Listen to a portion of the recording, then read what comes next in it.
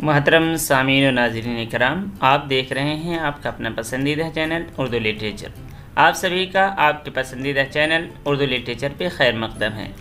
ابھی فی الحال آپ کی پیش خدمت ہے فن تنقید اور اردو تنقید نگاری کا جائزہ۔ اس سے پہلے 2 ویڈیو آپ کی خدمت میں پیش کیا جا چکا ہے، اب آگے ہم دیکھتے ہیں۔ تو آئیے اب ہم دیکھتے ہیں۔ تو اس سے پہلے ویڈیو میں ہم تنقید کی ایک نوعیت کے مکمل بحث کر چکے ہیں۔ تنقید کے 2 نوعیت کر رکھے ہیں مؤلف، ایک تنقید جس کا تعلق فنکار سے ہوتا ہے اور دوسرا جس کا قاری سے۔ تو اوپر یعنی اس سے پہلے والی ویڈیو کا تعلق جو تھا وہ فنکار سے تھا۔ اب آگے ہم دیکھتے ہیں فن پارے کا۔ جب فن پارہ مکمل ہو جاتا ہے تب باری آتی ہے دوسری نوعیت کی۔ فن پارہ جب تیار ہو کر قاری کے ہاتھ میں آتا ہے تو اسے پڑھ کر خود تو دل سے کہہ دیتا ہے کہ ہاں یہ اچھا ہے یا خراب ہے، لیکن اسے وجہ معلوم نہیں ہوتی کہ کس وجہ سے یہ فن پارہ جو ہے یہ عمدہ ہے اور کس وجہ سے یہ خراب ہے۔ تو وہ کام تنقید نگار کرتا ہے اور تنقید کرتی ہے جو قاری کو بتاتی ہے کہ وجہ کیا ہے۔ تو آئیے اسے دیکھتے ہیں۔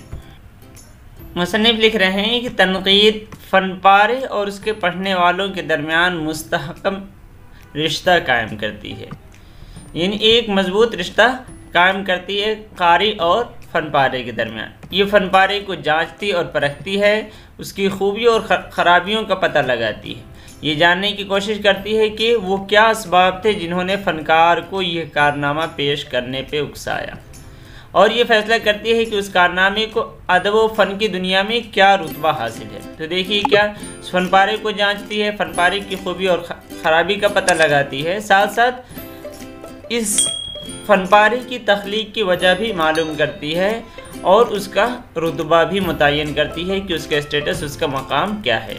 اعلیٰ درجے کی تنقید اچھے برے کا 2 ٹوک فیصلہ نہیں کرتی کہ یہ اچھا ہے یا برا، بلکہ وہ وجوہات سامنے رکھ دیتی ہے، بلکہ فیصلہ کرنے میں قاری کی مدد کرتی ہے کہ دیکھیے یہ چیزیں اس میں اچھی پائی جا رہی ہے، یہ خراب بھی ہے، یہ اس کے اندر خامی پائی جا رہی ہے، تو اب وہ فیصلہ قاری کے اوپر، ریڈر کے اوپر چھوڑ دیتی ہے۔ تو اس کے لیے وہ کیا کرتی ہے، کبھی فن پارے کی صراحت کرتی ہے، کبھی تشریح و ترجمانی، اور کبھی تحلیل و تجزیہ انالیسس کر کے چھوڑ دیتی ہے، قاری کے اوپر چھوڑ دیا کرتی ہے۔ اس پیراگراف میں بھی تنقید نگار کا کام بتا رہے ہیں کہ تنقید نگار کرتا کیا ہے۔ تو فن پارے کے معائب و محاسن کا پتہ لگاتا ہے، یہ اس سے پہلے بھی پڑھے، اس کے گہرائی میں پہنچنے کے لیے کوئی دقیقہ اٹھا نہیں رکھتا، یعنی ہر ایک ممکن کوشش کرتا ہے، وہ فن پارے کو ہر زاویے سے دیکھتا ہے، ہر ممکن طریقے سے کھنگالتا ہے اور اس کی تمام باریکیوں سے آگاہی حاصل کرتا ہے، پھر اس سے آگے بڑھ کر وہ فنکار کو سمجھنے، یعنی فن پارے کو سمجھنے کے ساتھ ساتھ فنکار کو سمجھنے اور اس کے ذہن میں اترنے کی کوشش کرتا ہے۔ اس کے بعد وہ اس کے عہد اور ماحول کا جائزہ لیتا ہے۔ تو دیکھیے فن پارے کا بھی، پھر اس کے بعد فنکار کو اور اس کے عہد کو بھی سمجھنے کی کوشش کرتا ہے، اور ان سب کے ذریعے سے اس وقت تک کوشش کرتا رہتا ہے جب تک کہ وہ اپنے مقصد میں کامیاب نہیں ہو جاتا۔ تو اس کا مقصد کیا ہے یہ دیکھیے۔ ایک تنقید نگار کا کیا مقصد ہوتا ہے، وہ فن پارے کے تہ تک نہ پہنچ جائے، تو تہ تک پہنچنا اس کا مقصد ہوتا ہے۔ یہاں یہ جملہ جو ہے یہ بہت اہم جملہ ہے، گویا وہ ادب اور فن کی دنیا کا کولمبس ہے۔ تو یہ سوال آ سکتا ہے امتحان میں کہ کس نے تنقید نگار کو ادب و فن کی دنیا کا کولمبس کہا ہے؟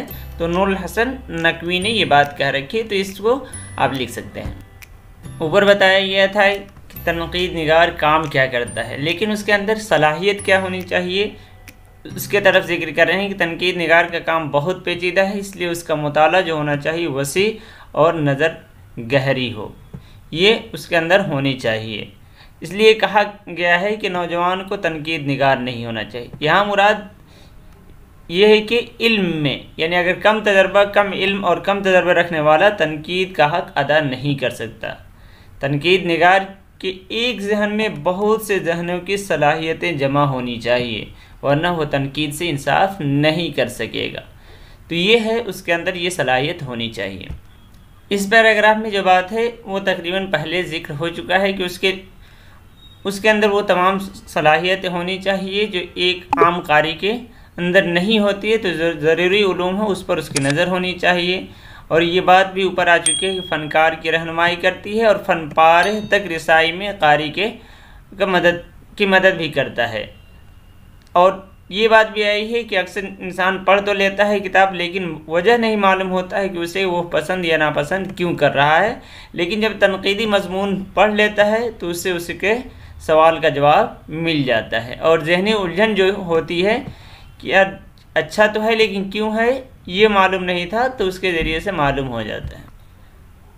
عام طور پہ تنقید کا نام سنتے ہی ہم سمجھتے ہیں کہ تنقید کرنا، کسی کا نقص نکالنا، تو یہ اس کے طرف اشارہ کر رہے ہیں کہ یہ غلط فہمی ہے کہ تنقید، اور یہ بھی غلط فہمی ہے جیسے آج کل کے تنقید کے بارے میں ہے، بعض لوگوں نے کہا کہ صرف خوبیوں سے سروکار رکھنا چاہیے، تو یہ بھی ایک غلط فہمی ہے، اور اگر نقص بھی اگر کوئی بیان کر رہا ہے یعنی صرف خرابیوں سے خبردار کرنا چاہیے، یہ بھی غلط ہے۔ تو تنقید کا کام کیا ہے؟ تو تنقید کا کام یہ ہے کہ دونوں پہلوؤں کو دیکھے، تو تنقید دونوں پہلوؤں پر غور کرنے کے بعد کسی کارنامے کے قدر و قیمت کا تعین کرتا ہے، یعنی اس کی خوبیوں اور خامیوں دونوں کو دیکھتا ہے۔ تنقید یا تحقیق کے لیے جب بھی ہم پڑھیں گے تو ایک محقق یا نقاد کے لیے ضروری ہے کہ وہ غیر جانبداری سے کام لے، لیکن ساتھ ساتھ یہ ہے کہ ایک اچھا تنقید نگار کے لیے اسے حساس ہونا بھی ضروری ہے۔ تو اب تنقید نگار، اس کا مطلب یہ نہیں ہے کہ وہ کسی نظریے سے وابستگی اس کو نہ ہو، یہ ہونا کوئی قابل اعتراض بات نہیں ہے، لیکن جب ادب کو دیکھ رہا ہو تو اپنے دل سے کیا محسوس کر رہا ہے وہ نہیں، بلکہ سائنٹیفک اعتبار سے اصولوں پہ وہ کتنا کھرا اترتا ہے وہ فن پارہ، یہ دیکھنا چاہیے۔ تو جو چیز ضروری ہے وہ ہے خلوص۔ جب وہ کسی کارنامے کو تنقید کی کسوٹی پہ پرکھے تو ادب اور فن کی طرف اس کا رویہ جو ہے وہ مخلصانہ ہونا چاہیے۔ تو یہ بات آپ کو غور کرنا ہے۔ تو اس ویڈیو میں ہم نے دیکھا دوسری نوعیت کو، یعنی فن پارے کے تئیں یا فن پارہ اور قاری کے تئیں یہ ایک رشتہ قائم کرتا ہے ایک تنقید نگار۔ تو اب ہم اگلے ویڈیو میں دیکھیں گے کہ تنقید کیوں ضروری ہے۔